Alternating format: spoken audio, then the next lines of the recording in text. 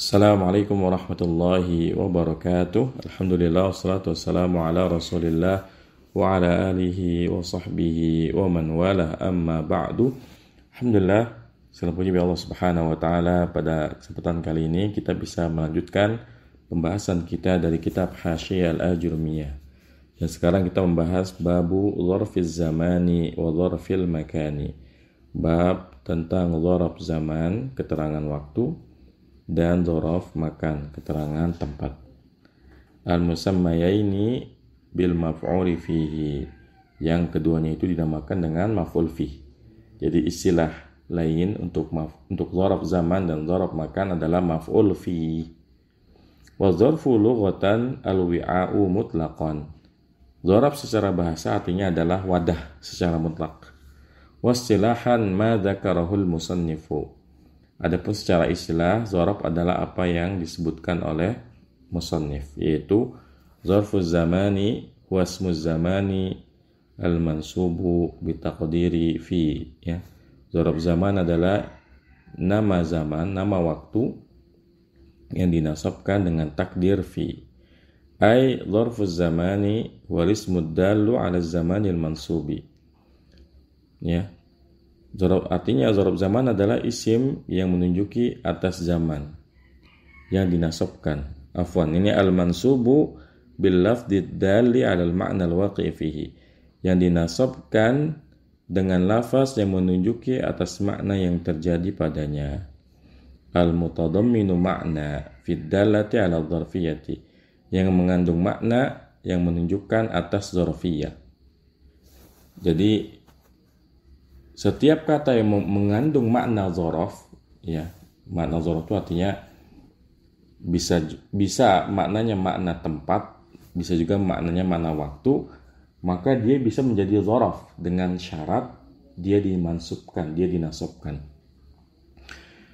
Karena banyak kata yang mengandung makna waktu, ya, dan juga makna tempat.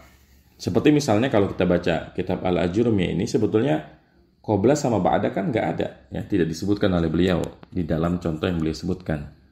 Tapi karena qabla itu artinya sebelum, ba'da setelah, sebelum dan setelah ini kan mengandung makna waktu, ya, atau mengandung makna tempat kalau dia bicara masalah posisi.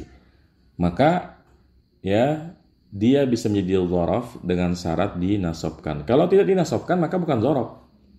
Kalau tidak diniatkan sebagai keterangan waktu atau keterangan tempat, maka dia bukanlah dzaraf. Ya, contohnya misalnya kita mengatakan uhibbu yaumal jum'ati, ya. Kan kalau kita i'rab yaumal jum'ati pada lafaz uhibbu yaumal jum'ati, kita tidak bisa mengatakan yauma sebagai dzaraf, tidak. Kita katakan yauma sebagai maf'ul bih. Karena memang dalam konteks ini uhibbu yaumal jum'ati ini kan artinya saya menyukai hari Jumat.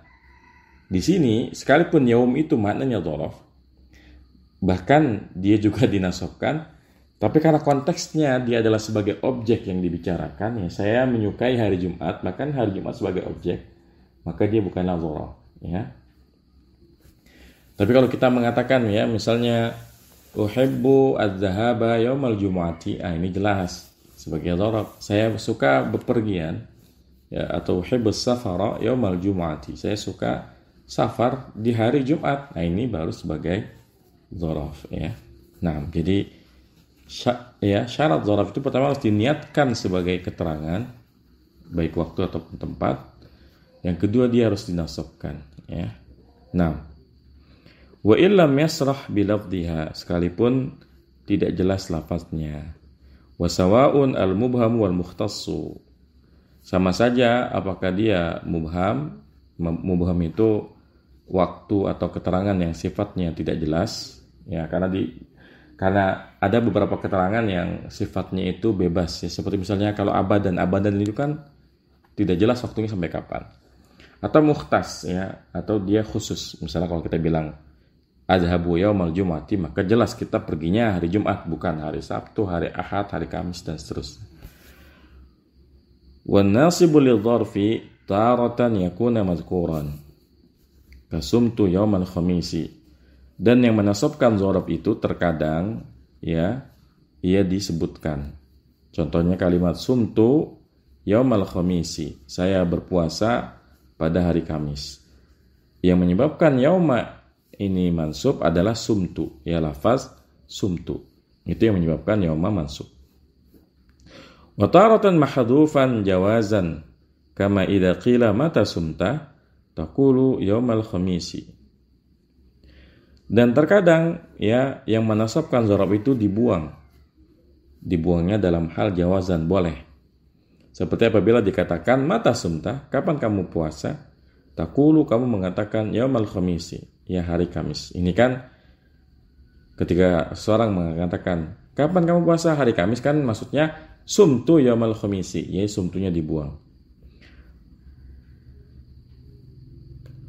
Wa wujuban ka yaumal khamisi sumtu, dan wajib dibuang seperti yaumal khamisi sumtu, ya di hari Kamis aku berpuasa, ya.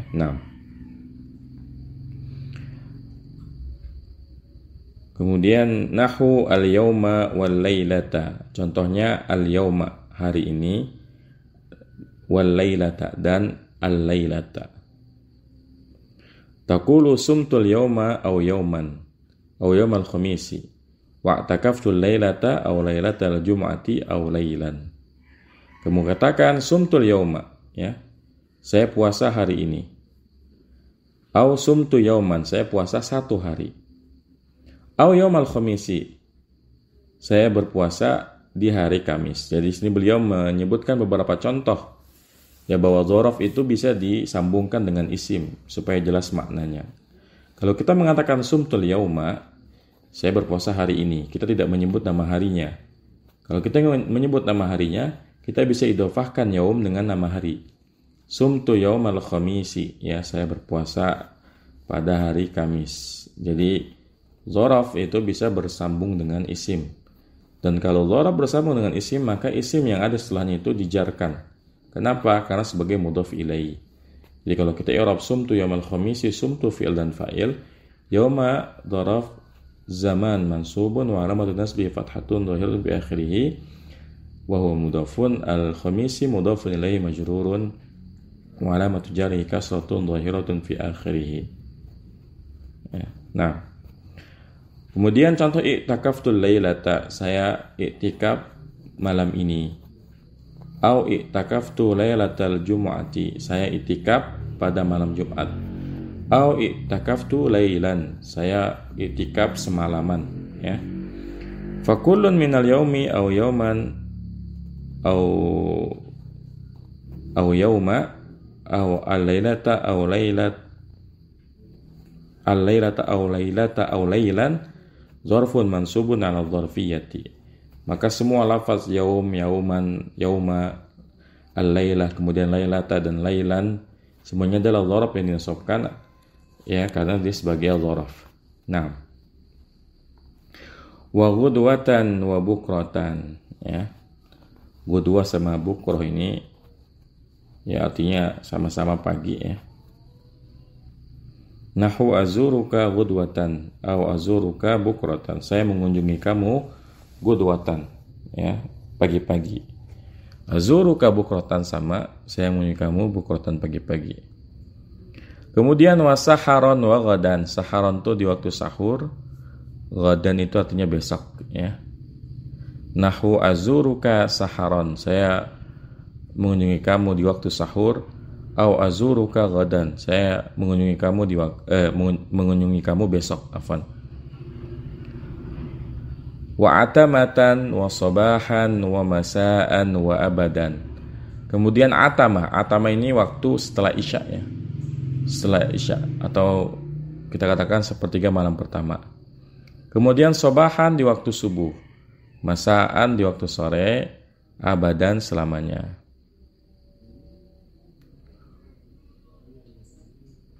Dan abadan ini wa huwa zamanul mustaqbalu alladzi la ghayata limuntahahu nahu la ukallimu zaidan abadan. Dan abadan ini adalah keterangan waktu untuk masa depan yang tidak ada batas akhirnya. Jadi kalau abadan ini enggak ada batas akhirnya. Contohnya la ukallimu zaidan abadan, saya tidak akan bicara sama Zaid selama-lamanya, ya. Maka di sini la nafiyatun ukallimu fi'lun mudhari'un marfu'un wa alamatu rafi'i dhammatun dhahiratun bi akhirih wa fa'iluhu dhamirun mustatirun fihi wujuban taqdiruhu ana. Zaidan maf'ulun bihi mansubun wa alamatu nasbihi fathatun dhahiratun fi akhirih. Abadan ya zarfu zamani mansubun wa alamatu nasbihi fathatun dhahiratun fi akhirih. Naam. Wa amadan wa hinan wa ma asbah dzalika. Kemudian selanjutnya amadan, ya amadan ini artinya kapan-kapan. Hinan juga artinya kurang lebih sama, ya suatu ketika, suatu saat. Wa ma asbah dzalika, dan apa saja yang menyerupai ya contoh-contoh tersebut. Amadan zarfun li zamanin mustaqbalin nahwu la ukallimu Zaidan amadan. Amadan ini adalah dzaraf untuk waktu di masa mendatang. Contohnya la ukallimu Zaidan amadan. Saya tidak akan bicara ya kepada Zaid ya amadan, ya sampai ya kapanpun, sampai suatu saat ya. Wahinan li zamanin mubhamin taqulu qara'tu hinan. Dan hinan ini untuk zaman yang mubham, ya zaman yang enggak jelas. Seperti serangan qara'tu hinan, saya membaca ya suatu saat ya. Suatu saat ini kan enggak jelas. Ya, nah. Wa ma asbah dzalika min asma'iz zamani al-mubhamati. Dan contoh-contoh yang demikian dari isim-isim zaman yang mubham, yang tidak jelas. Nahwu waqtin wa sa'atin wa zamanin. Contohnya waktu, jam, ya. Zaman, waktu. Wal mukhtassati nahwu duha wa dahwatan. Atau contoh yang waktunya telah dikhususkan ya seperti duha, di waktu duha, atau dahwatan, ini juga sama ya, dahwah artinya juga duha. Jadi apa saja yang punya makna waktu, baik waktunya tidak jelas ataupun waktunya sudah ditentukan, tetapkan batasannya, ini bisa menjadi dzaraf dengan syarat diniatkan sebagai dzaraf, kemudian dia wajib dimansubkan ya, sebagaimana yang sudah kita bahas. Nah,